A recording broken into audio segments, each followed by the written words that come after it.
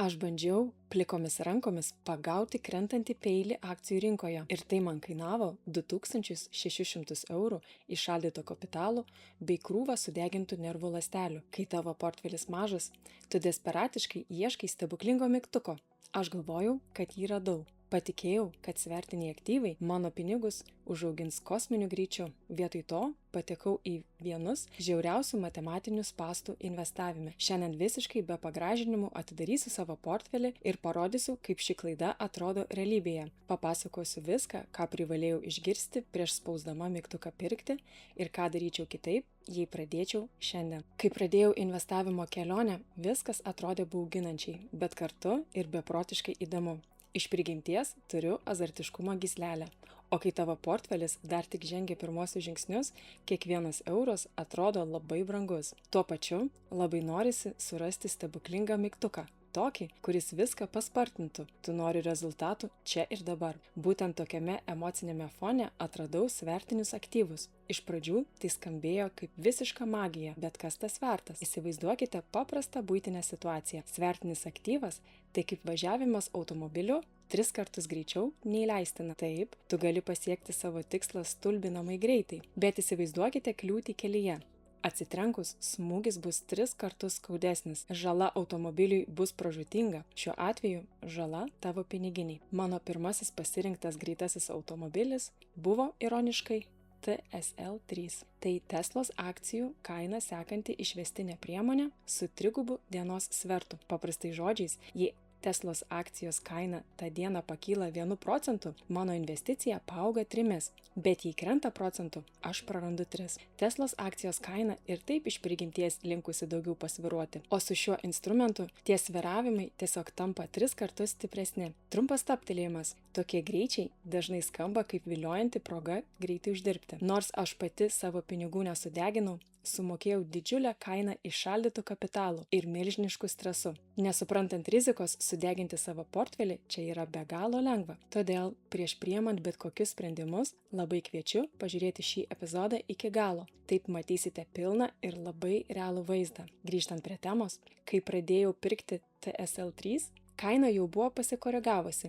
Jį siekė apie $34. Mano pradedančiosios logika tada sakė, oho, kokia didžiulė nuolaida, reikia imti kol pigu. Bet tai nebuvo nuolaida. Tai buvo krentantis peilis, kurį bandžiau pagauti plikomis rankomis. Kaina nesustojo kritusi ir važiavo žemyn iki pat $6. O ką dariau aš? Investuotojų žargonu tai vadinama vidurkinimu arba savikainos mažinimu. Tai būdas pirkti vis pigiau, tikintis, kad kainai bent kiek pakilus, tu greičiau būsi pliuse. Dažnai tai painiojama su populiariaja DCA strategija, kai tiesiog periodiškai investuojama ta pati suma.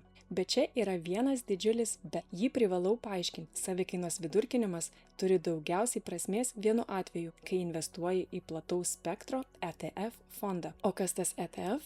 Įsivaizduokite didžiulį Lego detalių rinkinį. Pirkdamas vienos įmonės svertinį instrumentą, tu perki tik vieną dalelę. Jei jis sulūžta ar netinka, tavo galutinis rezultatas priklauso tik nuo jos. O pirkdamas viso pasaulio akcijų indeksą sekantį ETF, tu nusiperki visą Lego rinkinį, 100 ar net 1000 skirtingų detalių vienu metu. Net jei kelios iš jų pasimeta, tavo bendras statinys išlieka tvirtas. Būtent todėl ETF-ams toks kainos vidurkinimas tinka. Pasaulio ekonomika ilguoju laikotarpiu atsistatys. Tačiau taikyti tokią taktiką vienos įmonės svertiniai pozicijai, tai tarsi bandyti statyti namą ant vienos vienintelės trapios detalės. Tai tiesiog pražūtinga. Beje, apie tai, kaip išsirinkti patikimą ETF fondą, esu sukūrusi atskirą epizodą. Kviečiu jį pažiūrėti po šio vaizdo įrašo. Nuorodą paliksiu apraše, o jei tokie paaiškinimai tau naudingi, kviečiu prenumeruoti kanalą. Na, o kad svertų riziką suprastume dar geriau, grįžkime prie mano klaidos ir pažiūrėkime į skaičius, kurie dažnai lieka paraštėse.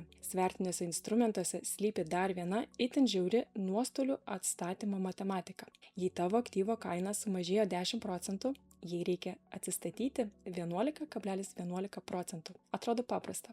Bet jei nuostolis pasiekia 50%, tau reikia uždirbti jau 100% vien tam, kad grįžtum į nulį. O dabar pažiūrėkime, kas atsitinka svertų mirties zonoje. Jei tavo investicija nuvažiuoja minus 80%, tau reikia neįtikėtino 400%, kad tiesiog atgautum savo pinigus. Jei leidai pozicijai nukristi iki minus 90, atsistatymui reikia net 900% grąžos. Tai yra 10 kartų didesnis augimas, kuris praktiškai tampa misija neįmanoma. Kodėl ši matematika tokia negailestinga? Portalas Investopija įspėja. 3x svertiniai fondai nėra skirti ilgalaikiam laikymui. Jų svertas perskaičiuojamas kasdien. Tai reiškia, kad į rinką tiesiog banguoja į šonus, kiekvienas svyravimas po truputį nukanda dalį tavo kapitalo. Net jei galutinė akcijos kaina nesikeičia, tavo pinigai pamažu tirpsta. Šis procesas vadinamas svertų erozija.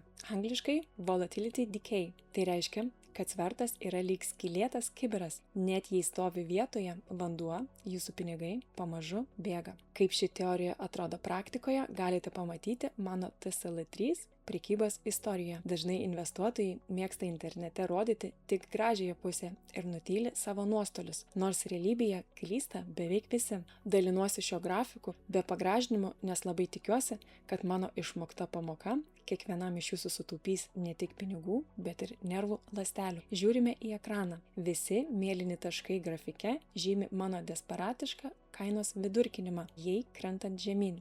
O geltoni taškai parodo mano pardavimo vietas. Čia akivaizdžiai matosi, kad pirmąją dalį pardaviau prieš pat staigų kilimą. Nepataikiau, nes rinkos dugno ar viršūnės atspėti neįmanoma, nebent turi aiškiaregio galių. Tiesiog norėjau dalį pinigų pagaliau atlaisvinti iš šios pozicijos. Svarbiausia, kad tie pardavimai jau buvo be minuso. Šie duomenys čia atrodo taip aiškiai, nes naudoju Snowball Analytics platformą. Ją pasirinkau, norėdama vienoje vietoje matyti visą savo turtą, nuo akcijų ir dividendų iki nekilnojamo turto pajamų ar P2P grąžos. Tai padeda greitai suprasti, kur keliauja pinigai ir ar bendras finansų laivas neskęsta dėl vienos skylės dugne. Jei įdomu, nuorodą į šią platformą rasite epizodo apraše.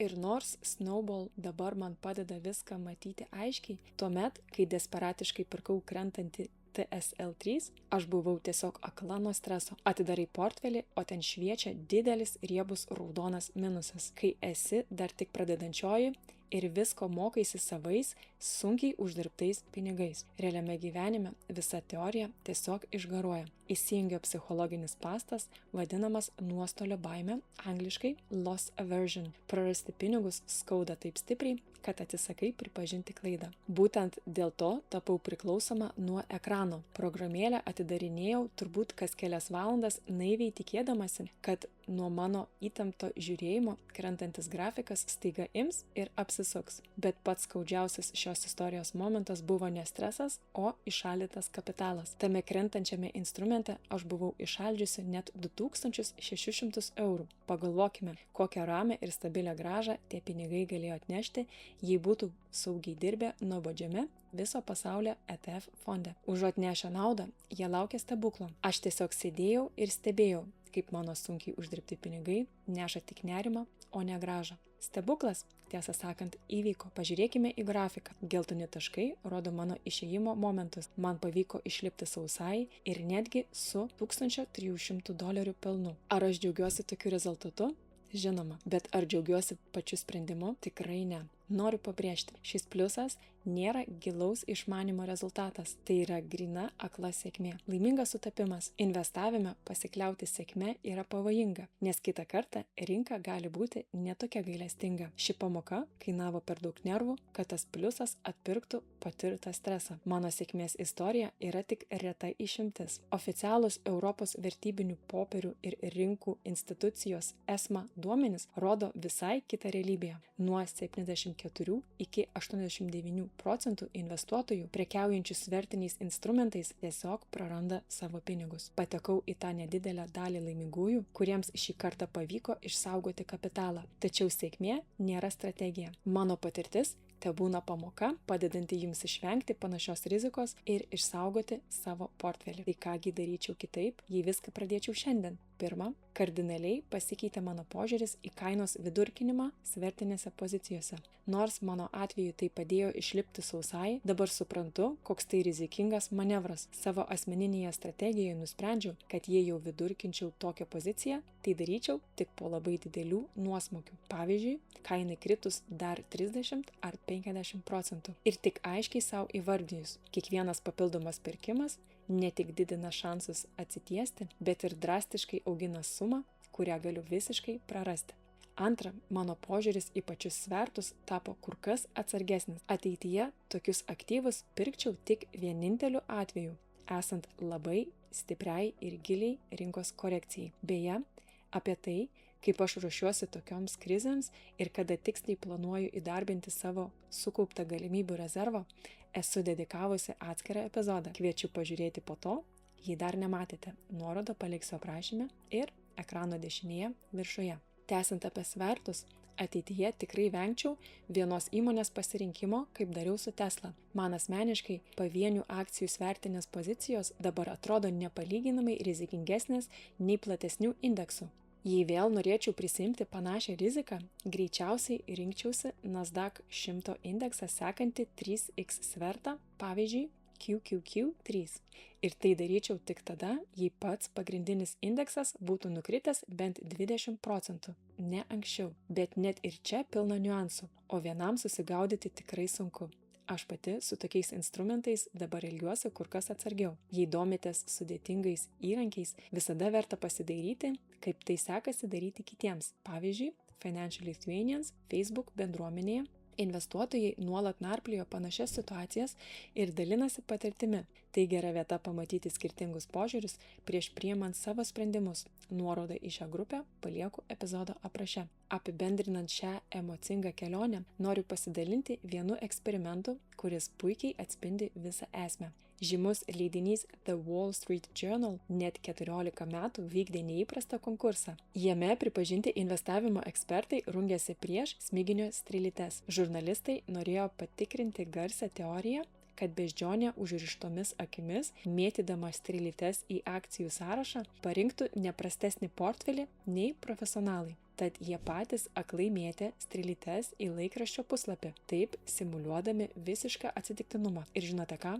Tos atsitiktinai parinktos akcijos nekartą aplenkė geriausius ekspertus. Šis metodas visam pasauliui įrodė, niekas negali užtikrintai nuspėti rinkos judesių. Jei net rinkos profesionalai dažnai pralaimė atsitiktinumui, tai mano bandymas pergudrauti sistemą buvo tiesiog aklas statymas loterijoje. Todėl dabar renkuosi būti nuobodi investuotoja. Po truputį kaupiu viso pasaulio krepšelį ir nebebandau būti ta taikliaja strėlyte. Saugokime savo pinigus ir visada iki galo supraskime instrumentą, kurį perkame. Man asmeniškai finansinė ramybė ir geras miegas naktį tapo kur kas vertingesni už bet kokį greitą, bet rizikingą pelną. Įdomu, kiek iš jūsų vis dar ieškote tos svertinės sėkmingos akcijos, o kiek jau pasirinkote tą nuobodų, bet ramų kelią su indeksais. Padiskutuokime komentaruose. Ačiū, kad buvote kartu. Iki kito karto.